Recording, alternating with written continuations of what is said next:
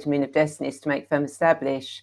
So my guest and I bring you messages to establish what you need to know in the present. And also I like working with angels and the calmness they bring. Now, in a moment, I'll introduce you to my wonderful guest, Gail Evans. But before that, I'd like to say thank you so much for watching the show live at a later date, as it means a lot to me to connect with like-minded women.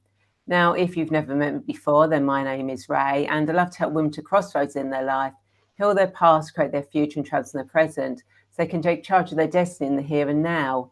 I'm the founder of Radiant Angel Energy, and I use future life progression, past life regression, guided meditation, angel oracle cards, angelic reiki, and hypnosis to help women who feel lost get clear on their reason for being here. And I've also created a transformational journey to help you take charge of your destiny and a journey through lifetimes.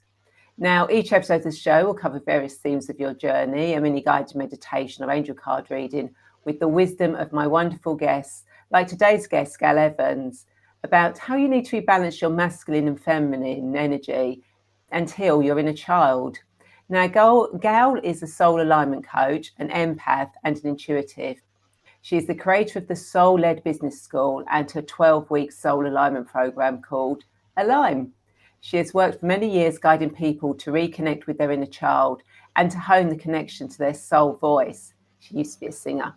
She helps her clients to uncover their subconscious programming and has helped many overcome emotional imbalance, a lack of life direction and purpose, and helped clear money blocks that have been holding her clients back from their desired income goals.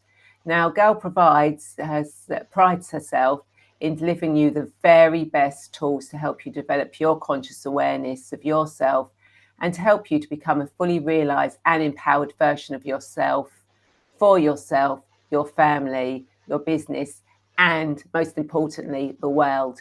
So without further delay, hello, Gail, and welcome to the Angels and Destiny show. How are you today? Hello, Ray. I'm great.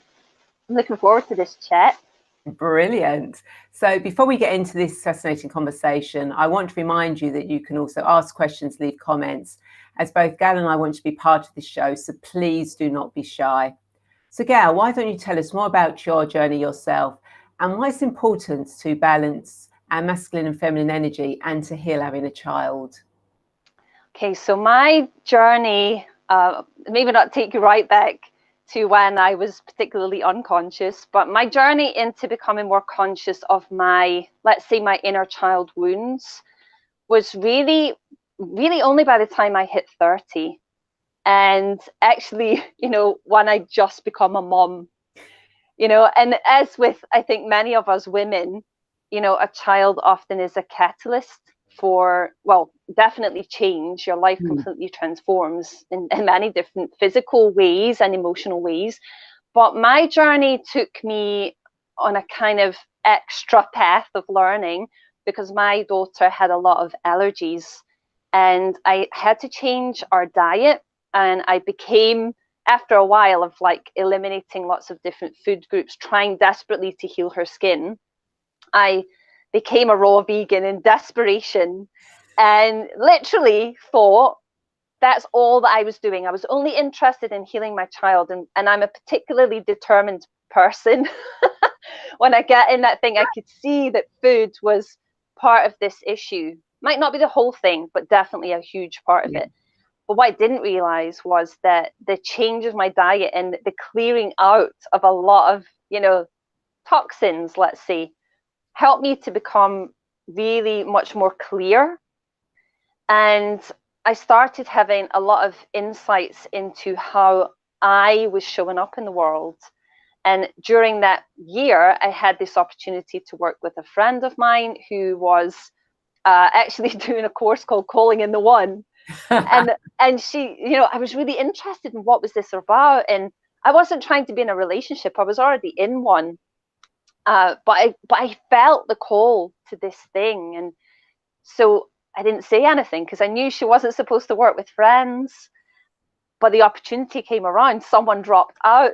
She asked me, synchronistically if I wanted to do it. And in doing that course, that was the first time that I had worked on any inner child stuff.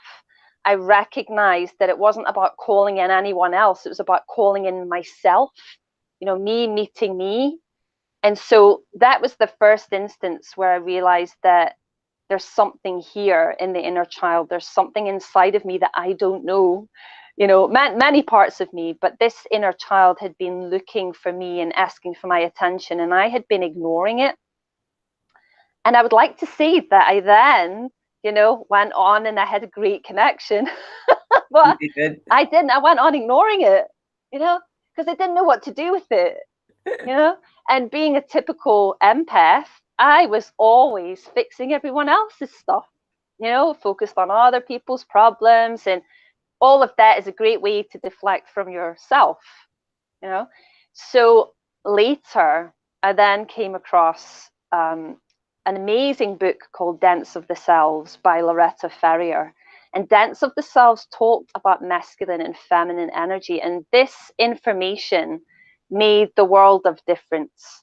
So I started to learn about how my feminine and my masculine actually weren't communicating very well. It was like living as two separate entities, being in masculine mode, going to work and doing that thing, and then being in the feminine and being mom and doing that thing, but they weren't really in an inner marriage, you know?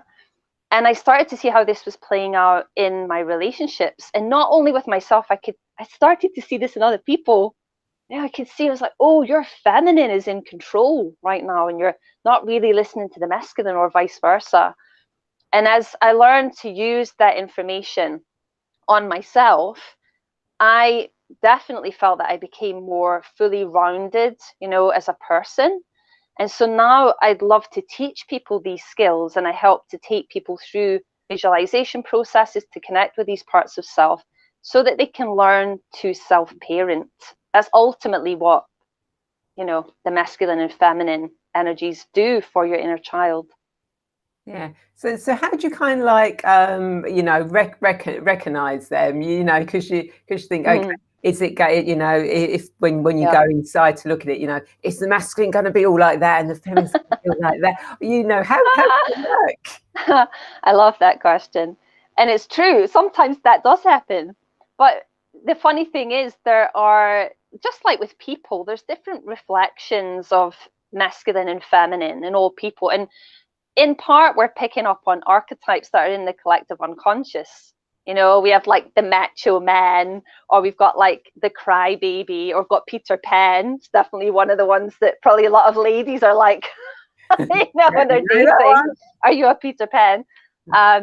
You know, and the feminine can definitely be in the weakened version, or we've seen, you know, like, you know, crazy feminine energy out of control and screaming and shouting or whatever. So there's lots of different dynamics. But in order for you to understand your masculine and feminine, probably the best way to look at it is this.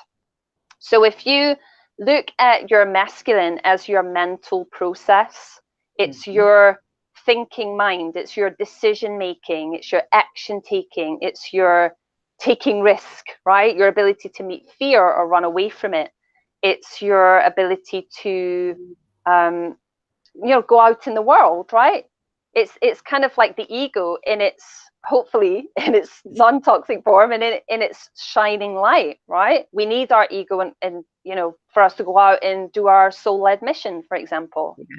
Your feminine is your emotion, quite obviously, but also your creativity, your intuition, your nurture, your empathy, right? So even just by listening to that, you can probably tell already which side of you drives you the majority of the time.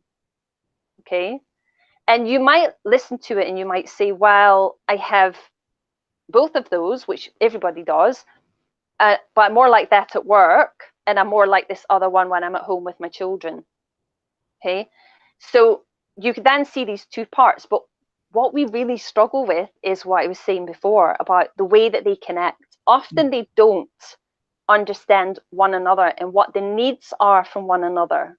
They don't understand what it takes to create a happy inner marriage.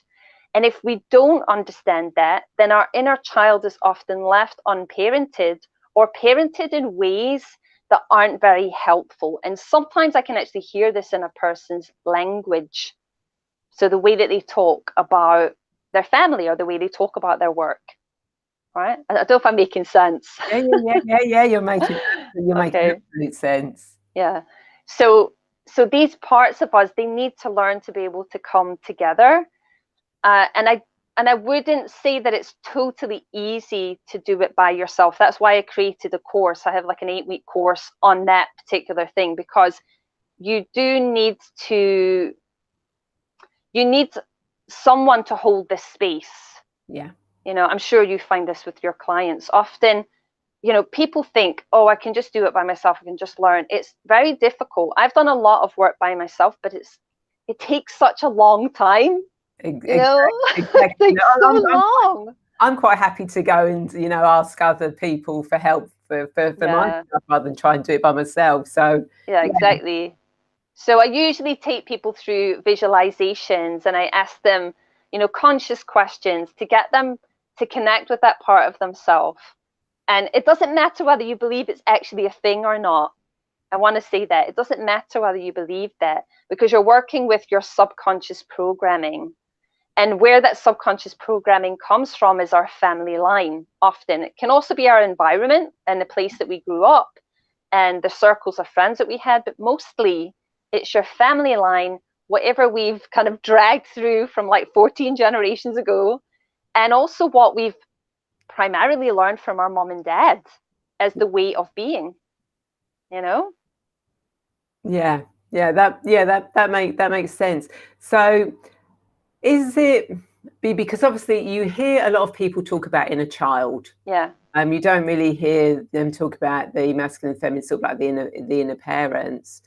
So is the inner child the more important, or is the sort of like the masculine feminine inner parents more important? Are they all equal to each other? I would say they're all equal to one another, but if you refuse, let's say, to meet your inner child, let's cover what that is first, actually. Yeah. So your inner child is, in my definition, the child who has taken on the wounds of the family line. It's the wounded self. I also have an archetype that I call the wonder child, which is the first self. So it's the you who came into the planet with all of your potential, all of your wonder, right? Just as children are, and who isn't encumbered with the belief systems of the family. Okay. Mm-hmm. So by accessing the inner child and by letting it know that it's okay to be afraid, it's okay to have these pains, it's okay to have these wounds, it's okay to be you as you are with this, your wonder child begins to kind of come out more. It's less of the wounded self. And what you're actually doing, let's say as the masculine and feminine, is parenting that child. Okay. So if you don't meet that inner child, you don't parent that child, then really even working with your masculine and feminine, it won't do very much, because you'll always have your subconscious wounds driving through life. You don't want your inner child driving your car. You want it safely tucked up in the back seat in its little booster. You don't want it driving. No, I've just let this picture go across my mind. No, you don't want it driving. No, absolutely not. You want to be the parent. You want to be the adult who's saying, look, I know you're afraid. I know this is scary, but I've got it handled. I'm getting in the car, and even if I might be afraid a little bit, right, I'm gonna take care of us. One of the things that I like to do with my client, often when they're having a conversation with themselves and they're particularly victimized, maybe about something that's happening right now or something that happened in the past, is to imagine that your inner child is sitting right next to you right now. What are you doing to him or her? What are you having them watch? If you had all of your thoughts, all the terrible things that could happen, that might happen, especially now in lockdowns all over the world, and you had that on a screen, right? Because that's what you're looking at and you're thinking about every day. If you had your inner child sitting next to you, would you be happy that him or her was watching that for hours and hours and hours in the day? You wouldn't do that, would you? Right? So we have to learn to reparent ourselves. And in my work, and in definitely for the work that I've done for myself, I see that made the world of difference. And I'll tell you why. You can do swings and roundabouts with this. So I grew up as a very sensitive, empathic child, very overly emotional, too sensitive.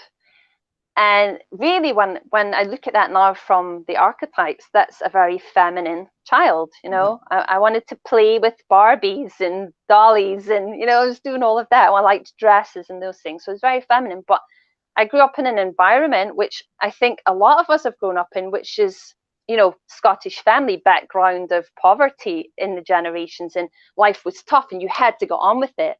That's actually masculine energy, no matter whether it's a woman or a man doing that. So it was kind of that, well, we don't do that kind of emotion. It's not really, it seemed to be a weakness. And so I learned to hide that. I learned to poker face it, Then when I left home, the thing that was coming out was anger, right? It was like the desire to be free of that and be myself. But it was a really it was a masculine energy. I laugh about it when I think about it because it seems so weird to me today. I remember even arm wrestling guys on my college course because I was like, I can't win, but you can't beat me, right? And it was that thing. Yeah. Right. It's what many women do, which is trying to reclaim they're trying to reclaim their power. That's what I want to see, right? Especially if you feel like you've been a victimized woman. So later in life, what's really interesting is that I would step into relationships with men who took back that power, right? So they had the control, and I became the weak feminine that I was as a child because I didn't have any guidance on how to be empowered in that. And so many of my relationships were either me becoming the man and leading, which I actually didn't want to do, or becoming this weak and downtrodden feminine, which I also didn't want to do, but I didn't know how to get out of it. And so these three parts were the things that helped me in part out of that world. The healing of the inner child, the meeting that first, and then really returning to wholeness, finding a connection between masculine and feminine. Oh, that's really amazing.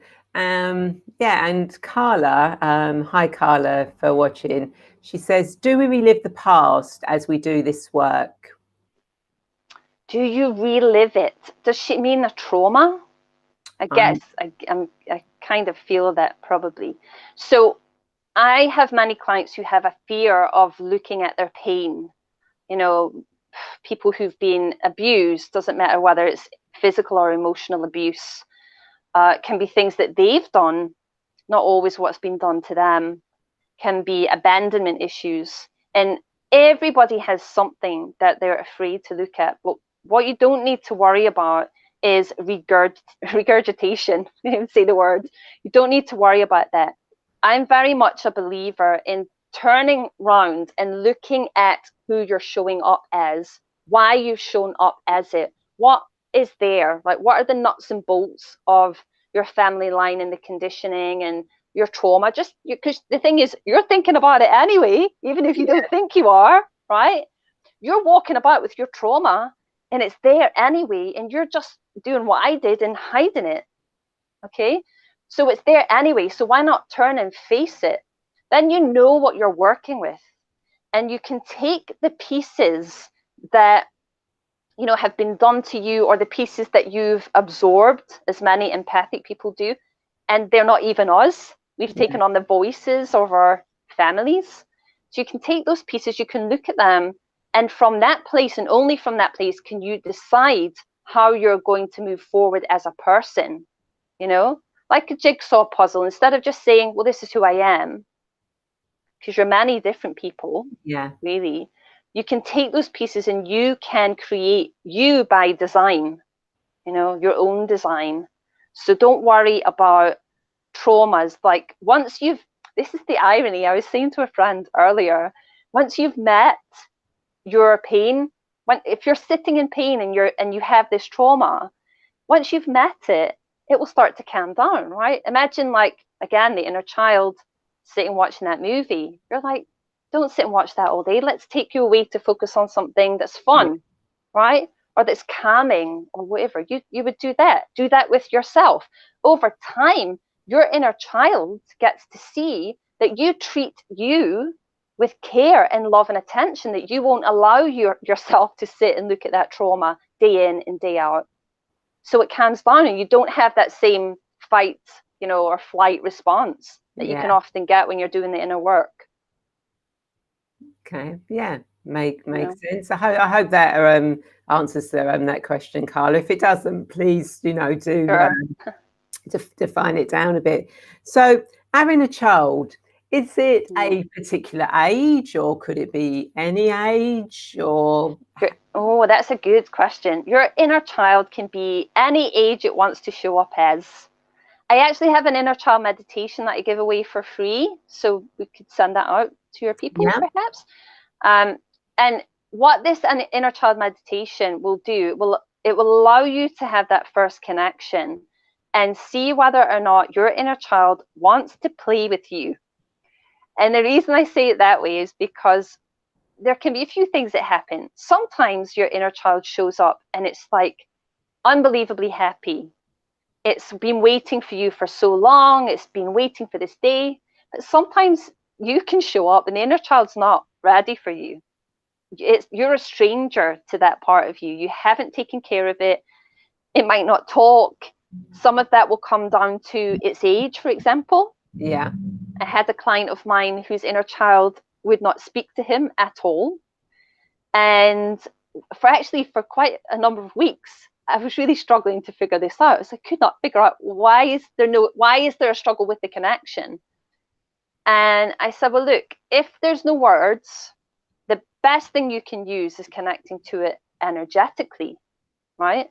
You can use visualization, you can use words, or you can connect to it energetically. And he said, well, I do this funny thing where I feel like I pass an energy ball around my body. This is the first time I'd heard this. I was like, okay. He said, so I started doing that. I said, what do you mean? He said, when I do the meditation, instead of asking the questions that you asked me to ask, I just pass the ball and he passes it back. What it turned out to be is that he actually didn't speak until he was about 3. He didn't have a voice. So that is how that part of him was communicating. It could only communicate energetically. So it's a great question. But the other thing about it is that as you do the work, your inner child often matures. Okay. So it starts to grow and evolve. It doesn't stay often just as the same age. And if you're a person who's had a few traumas happen, you might find that each time you connect with it, a different trauma and, a different traumatized child will show. Gotcha, yeah. That's the other thing. Yeah. Oh, that's really interesting. And Carla says, thank you. That was helpful. I'm glad. And Carla, if you need some help with that, do the meditation and see what comes up. But if it's if there's something that feels dark and heavy, like I said, reach out, because sometimes those things are hard to face by yourself. Yeah.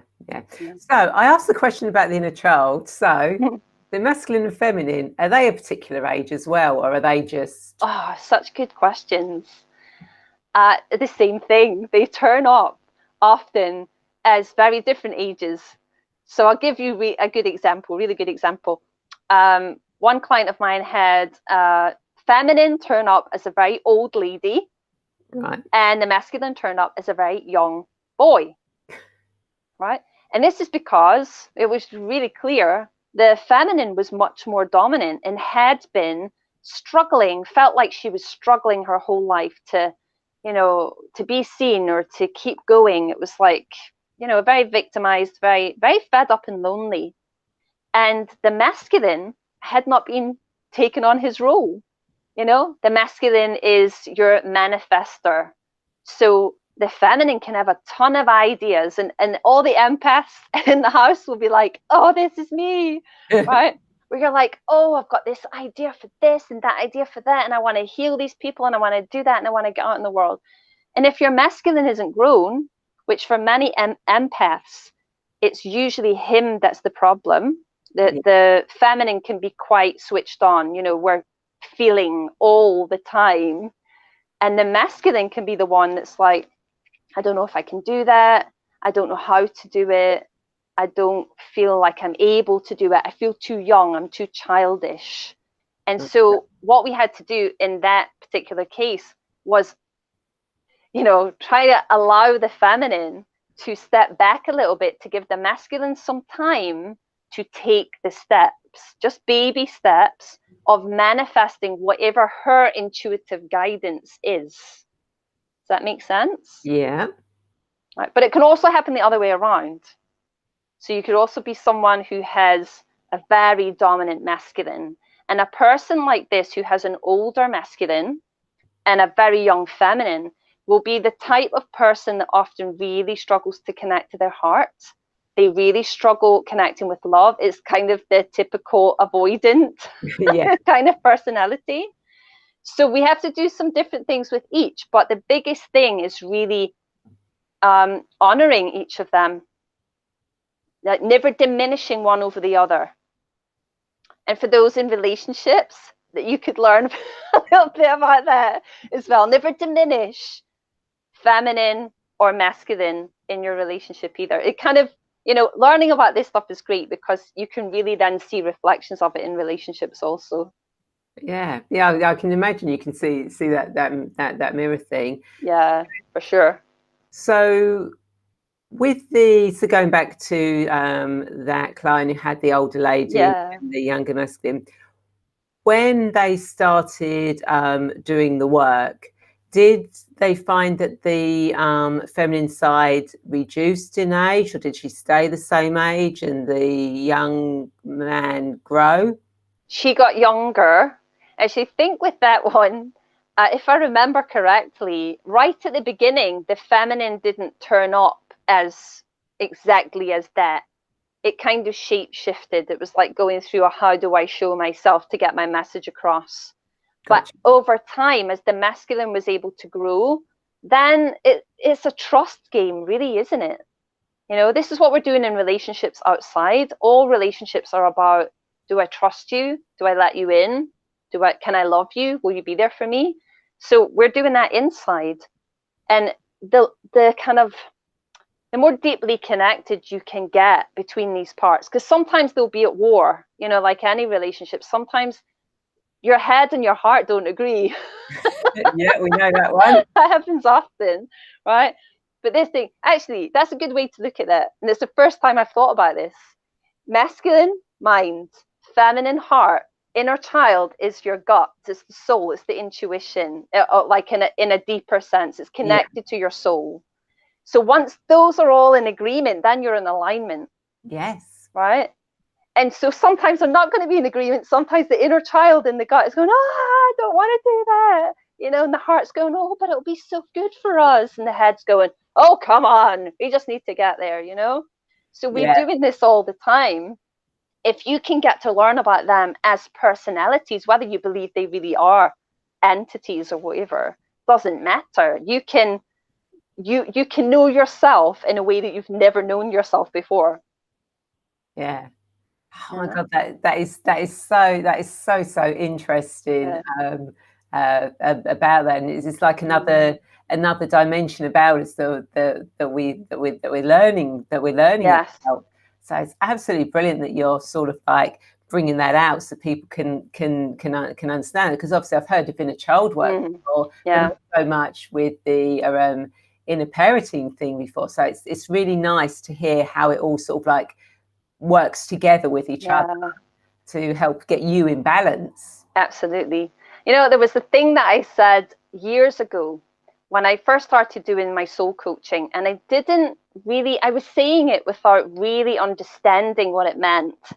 I had this kind of intuitive knowing, of, we're going through like all of this, the rise of the feminine energy. There's been talk about that for years now, the rise of the feminine, reclaiming the feminine, and women kind of calling themselves goddesses, and all of that. And it's great.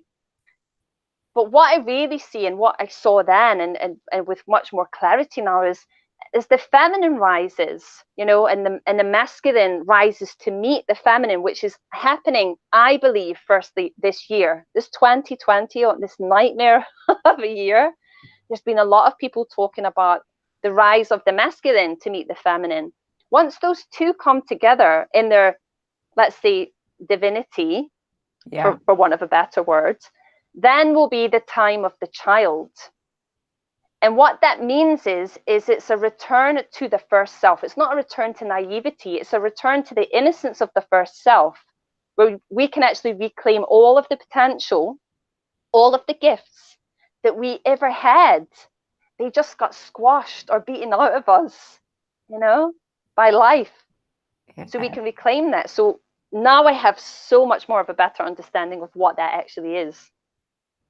Yeah, that really is amazing, and a brilliant way to actually think about it. And and the fact that the masculine's coming up to be the feminine now. So as soon as they meet, we will be stepping into the true innocence, unconditional love. Absolutely, because your inner child then has nothing to fear, because it knows that you have your back and that you're not going anywhere.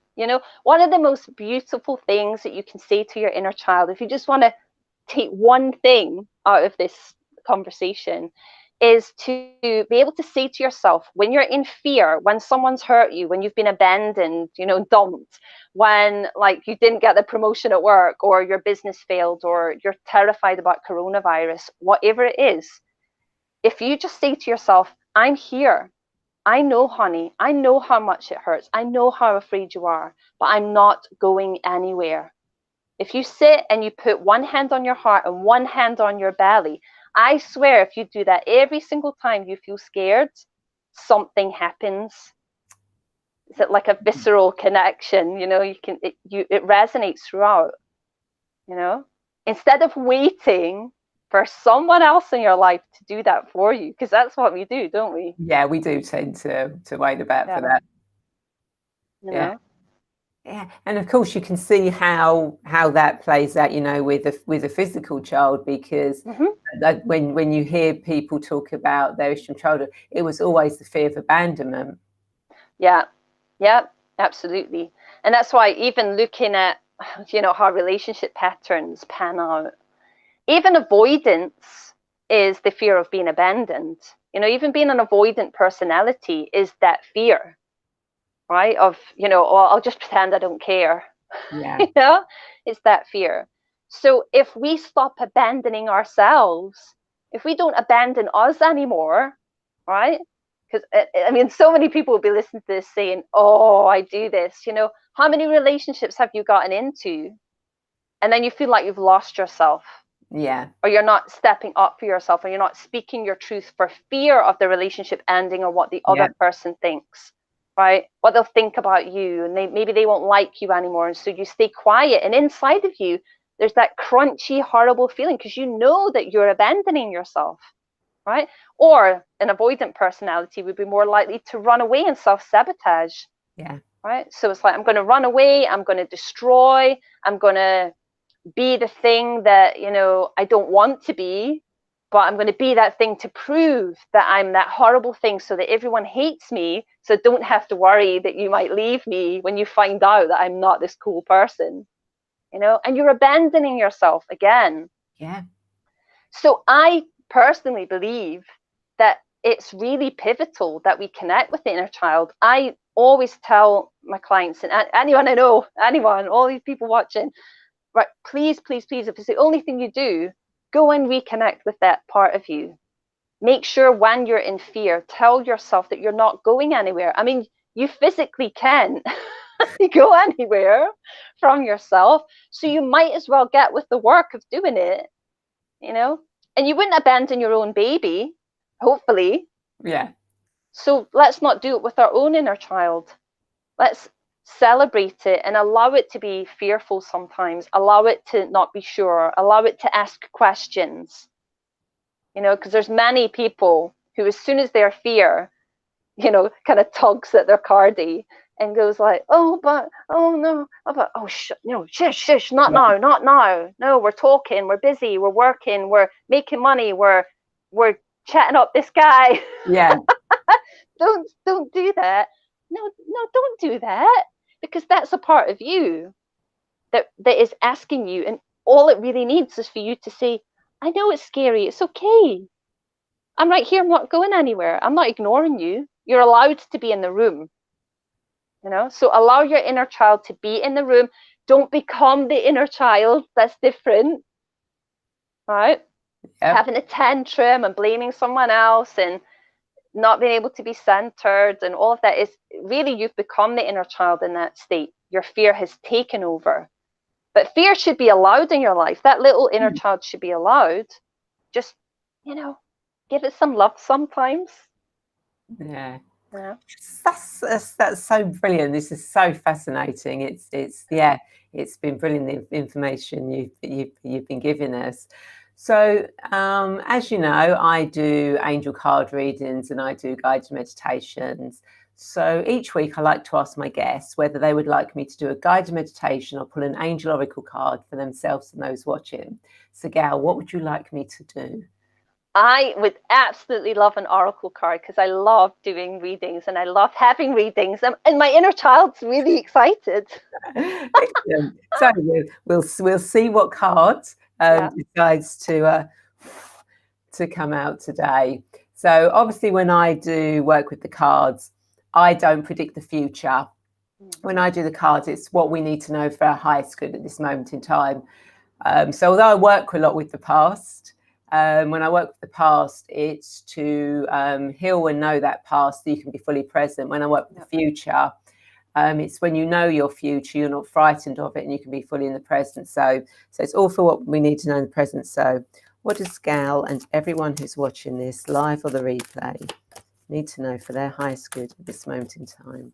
What does Gail and everyone who's watching this live or the replay?